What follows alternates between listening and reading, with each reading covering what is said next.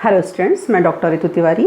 जैसा कि आप बीटेक स्टूडेंट्स के लिए मैंने फर्स्ट यूनिट स्टार्ट किया है क्वांटम मैकेनिक्स, और जिसके मैं 3 क्वेश्चंस आपको ऑलरेडी सॉल्व करवा चुकी हूँ। आज इसका 4th क्वेश्चन मैं लेके आई हूँ, और ये 4th क्वेश्चन जो है ये बहुत इंपॉर्टेंट है, as a long type important है। So you can get this question of 10 marks, 10 marks का आ सकता है। लेकिन चूंकि शॉर्ट टाइप क्वेश्चंस भी आते हैं, तो here one thing is very important, wave function, and this wave function you can get as a short type means of 4 marks. Okay, so question is what is wave function, derive time dependent and time independent Schrodinger equation.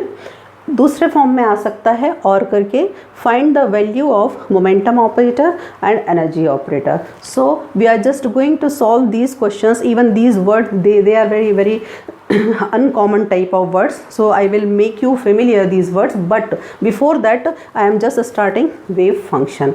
So as we know that, जैसा हम जानते हैं कि every wave, her wave is characterized by the periodic variation. Periodic variation means variation with respect to time with a constant phase. ठीक है, इस तरह से जो वेरिएशन होते हैं, इनको हम किसी न किसी फिजिकल क्वांटिटी में जो वेरिएशन होते हैं, उनको हम किसके द्वारा या किसके रूप में या किस वर्ड के रूप में जानते हैं, वेव के रूप में जानते हैं। सिमिलरली इसी प्रकार एक ऐसी क्वांटिटी जिसके जो ये पीरियडिक वेरिएशन हैं, जो किसको समझाते हैं, किसके बारे में बताते हैं, मैटर वेव के बारे में बताते हैं। बिकॉज जैसे मैंने यहाँ एक एग्जांपल दिया था कि every wave is characterized, every wave, इसके लिए आप इसको समझ सकते हैं। जैसे सपोज हम लेते हैं, किस वेव का एग्जांपल लेते हैं, सपोज हमने एग्जांपल लिया साउंड वेव का, है ना। तो साउंड वेव यदि एक पोजीशन से दूसरे पोजीशन तक ट्रांसफ़र हो रही है, तो डेफिनेटली साउंड वेव में कौन सी फिजिकल क्वांटिटी में वेरिएशन हो रहे हैं। साउंड वेव में यदि कौन सी फिजिकल क्वांटिटी में होते हैं, उसको हम सभी जानते हैं। कौन सी क्वांटिटी होती है बच्चों को? प्रेशर, ठीक है ना। प्रेशर में यदि पीरियडिक वेरिएशन होते हैं, तो कौन सी वेव प्रोड्यूस होती है? Sound wave. तो ये चीज़ तो समझ में आ रही है कि कोई भी वेव जो होती है, यदि वो प्रोड्यूस होती है, तो डेफिनेटली किसी न किसी फिजिकल क्वांटिटी में क्या होते हैं, समय के साथ विद रिस्पेक्ट टू टाइम कुछ चेंजेस होते हैं। ठीक है, यहाँ पर मैं क्वेश्चन नंबर 1 से ही आपको क्लियर करती आ रही हूँ कि ये वेव्स ना वाटर वेव्स हैं, ये वेव्स ना लाइट वेव्स हैं, ये वेव ना साउंड वेव्स हैं, ये वेव्स क्या हैं? Matter waves. तो डेफिनेटली मैटर वेव्स के जो पीरियडिक वेरिएशन होंगे, उनको जो क्वांटिटी क्लियर करेगी, वो क्वांटिटी एक ग्रीक लेटर साई द्वारा रिप्रेजेंट की जाती है, और उस क्वांटिटी को कहते हैं क्या? वेव फंक्शन, है ना। अब क्यों पढ़ना जरूरी है, वेव फंक्शन से क्यों मैं स्टार्ट ले रही हूँ, उसका रीज़न समझिए। क्वेश्चन नंबर 1 जो था, क्वेश्चन नंबर 1 में हमने डी ब्रोगली से नेचर समझा कि every wave has dual nature, particle nature as well as wave nature. Second question में हाइजेनबर्ग ने उसकी पोजीशन और मोमेंटम में जो कि अनसर्टेनिटी थी, उसको कुछ ना कुछ सर्टेनिटी देके एच के ऑर्डर में लेकर आया, मतलब हम एक्स और पी को क्या कर पाए, कैलकुलेट कर पाए। थर्ड क्वेश्चन में हम उस जो मैटर वेव थी उसकी हम क्या निकाल पाए बच्चों, ग्रुप वेलोसिटी निकाल पाए और फेज वेलोसिटी निकाल पाए। ठीक है ना। तो 1 बाय 1 हम आगे बढ़ रहे हैं, और मैं आपको पिछले क्वेश्चन में भी क्लियर की थी कि अब हमको जो नेक्स्ट जाना है, या फाइनली हमें जिस पोजीशन पर पहुंचना है, तो फाइनली डेफिनेटली हमें किस पोजीशन पर पहुंचना है? हमें पहुंचना है इक्वेशन ऑफ मोशन, यानी कि गति के समीकरण जिसको आप बोलते हैं। जैसे आप न्यूटन के पढ़े हुए हैं, न्यूटन के आपने 3 इक्वेशंस ऑफ मोशन पढ़े हुए हैं, ऐसे ही हमको श्रोडिंगर के, यानी कि हमको क्वांटम में इक्वेशन ऑफ मोशन निकालने हैं। न्यूटन के कितने इक्वेशन पढ़े हुए हैं? हमने 3 इक्वेशन पढ़े हुए हैं। ये तीनों इक्वेशंस को सब बहुत अच्छे से जानते हैं, 12th में आप लोगों ने, इवन 9th में डेराइव किए होंगे। ऐसे ही क्वांटम में भी हमें कुछ इक्वेशन ऑफ मोशन मिलेंगे, जो यहाँ पोजीशन की, किसी पार्टिकल की पोजीशन में चेंजेस वगैरह और सब कुछ, मतलब एक्सेलरेशन, वेलोसिटी, इन सब को शो करते थे। ये यहाँ पर किसको शो करेंगे बच्चों? मैटर वेव में जो भी चेंजेस होंगे, उनकी प्रॉपर्टीज़ होंगी, उनको शो करेंगे। ठीक है, तो ये जो क्वेश्चन है ये समझ लीजिए कि हम जो वेलोसिटी थी, हम जो पोजीशन था, जो मोमेंटम था, उन सब को निकालते हुए अब उन सब को हमको क्यूमुलेट करना है, और क्यूमुलेट करके हमको अल्टीमेटली क्या फॉर्म करना है? ये 3 इक्वेशंस फॉर्म करना है। यहाँ 3 थे, यहाँ 2 हैं, बस इतना अंतर है। क्लियर? यहाँ हम किसकी हेल्प से करते थे क्लासिकल फिजिक्स में? क्लासिकल फिजिक्स में मैं आपको पिछले क्वेश्चन में क्लियर की थी कि क्लासिकल क्वेश्चन में यदि हमारे पास फिजिक्स में यदि हमारे पास x है, पोजीशन है, then we can find the velocity, then we can find the acceleration, then we can solve the equation of motion, means the most important quantity is position. And here in quantum physics x की जगह पर जो quantity बहुत important है, which quantity is most important to get the equation of motion, that is psi. That is psi means wave function. तो अब आपको ये तो समझ में अच्छे से आ गया होगा कि वेव फंक्शन क्वांटम फिजिक्स में कितनी इम्पोर्टेंस रखता है, क्योंकि शायद आप कंपेयर कर पा रहे होंगे कि अगर हम क्लासिकल फिजिक्स पढ़ते हैं तो हमें पोजीशन x, v और a ये सारी चीज़ें कितनी इम्पोर्टेंट होती हैं कि इनके बिना हम क्लासिकल फिजिक्स को सॉल्व नहीं कर सकते। तो साई के बिना हम क्वांटम फिजिक्स को सॉल्व नहीं कर सकते। Clear? So wave function is a quantity which shows the basic properties of finding of particle, means probability of finding of particle. Why? Because इस मैटर वेव में हमारे पार्टिकल की पोजीशन x निश्चित नहीं है, सर्टन नहीं है, जो हमने किस में निकाला था? हाइजेनबर्ग अनसर्टेनिटी प्रिंसिपल में। चूँकि पोजीशन निश्चित नहीं है तो एक आपके सामने एक कॉन्सेप्ट आया था जिसको हमने नाम दिया था क्या बच्चों? Wave packet. और हमने क्या एज्यूम किया था कि पार्टिकल की पोजीशन कहीं इस एनवलप में, कहीं इस पैकेट में ज़रूर हो सकती है। तो ये जो एनवलप था, ये जो आपका वेव पैकेट था, ये प्रोबेबिलिटी देता था, एक प्रायिकता देता था, एक संभावना देता था पार्टिकल के पाए जाने की। क्लियर? और इसी को बहुत अच्छे से कौन क्लियर करता है? मैथमेटिकली कौन क्लियर करता है? Psi. Okay, so psi is a wave function which is characterized by a matter wave. Okay, now what are the basic properties of psi?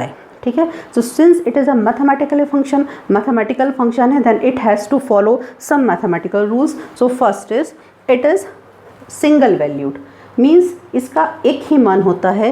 Suppose we are drawing the graph between position and the psi, then for each value of r we are getting the particular value of psi. Okay, second one, it is finite means it has limit, and third one, it is continuous means it is like that, it is not like that. Okay, so these are the properties. I think आप अभी इसे नहीं समझ पाओगे इतने अच्छे से जब तक आप इसको अप्लाई नहीं करोगे डेरिवेशन में। तो इसको तो आप फ़िलहाल सिर्फ याद रखें, बाकी आपको ये समझ आ गया होगा कि वेव फंक्शन हमें पढ़ना क्यों ज़रूरी है। और इतने जो आपका इतना लंबा क्वेश्चन है उसमें से मैंने सिर्फ वेव फंक्शन को समझाने के लिए ये आपका पूरा एक वीडियो दिया हुआ है। इवन मैं इस क्वेश्चन को आगे जो लेके जाऊँगी वो नेक्स्ट वीडियो में लेके जाऊँगी, क्योंकि ये ऑलरेडी मुझे आपको इसका बेस क्लियर करना बहुत ज़रूरी है कि हम ये क्वेश्चन क्यों पढ़ रहे हैं। तो मुझे ऐसा लगता है कि शायद अब तक आपको साई समझ में आ गया होगा कि Sai is a function, it is a mathematical function which can give the each and every property of wave, matter wave. Okay, now time dependent and time independent Schrodinger equation. Schrodinger का नाम पहले आ चुका है। कब मैंने इनका नाम लिया था? जब मैंने आपको समझाया था क्या? Wave packet. क्लासिकल फिजिक्स में ऐसा कौन होगा जो किसका नाम नहीं जानता? न्यूटन का। क्लासिकल फिजिक्स हम न्यूटन के बिना पढ़ना पॉसिबल नहीं समझ पाते।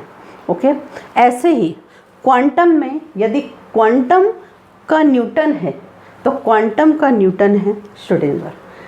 जैसे न्यूटन ने पूरी क्लासिकल फिजिक्स के बेस में ये 3 इक्वेशंस ऑफ मोशन दिए, ऐसे ही क्वांटम में श्रोडिंगर ने कितने इक्वेशन ऑफ मोशन दिए? 2।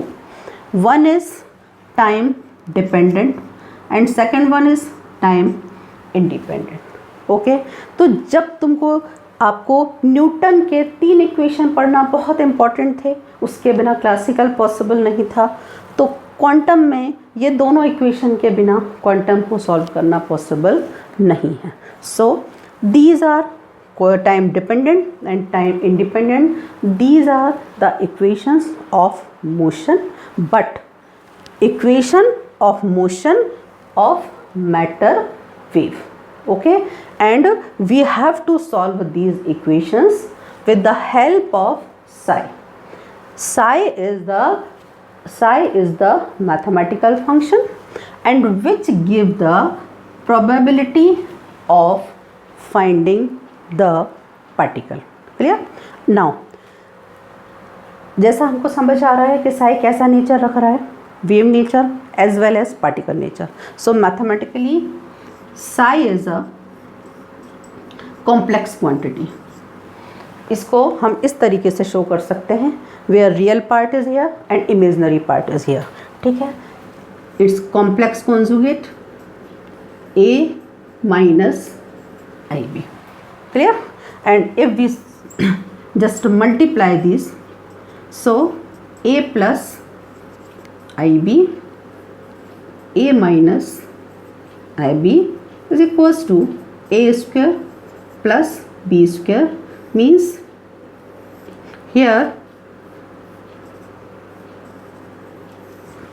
here no part of imaginary section. Okay, so this mod of psi square which is equal to A square plus B square, this mod of psi square shows the probability of finding the particle. Clear? और probability का नाम क्यों, संभावना का नाम क्यों, इसलिए because particles position is not accurately we cannot find the particle accurately like in the classical physics we can find the particle's position accurately. So here psi is a complex function, mathematical function which gives the probability of finding the particle, which is single valued, which is finite, which is continuous, and with all the properties, with all these properties, इन सब properties को use करते हुए, उपयोग करते हुए, we have to find the time dependent and time independent Schrödinger equations. Those are as important as Newton's equation in classical mechanics.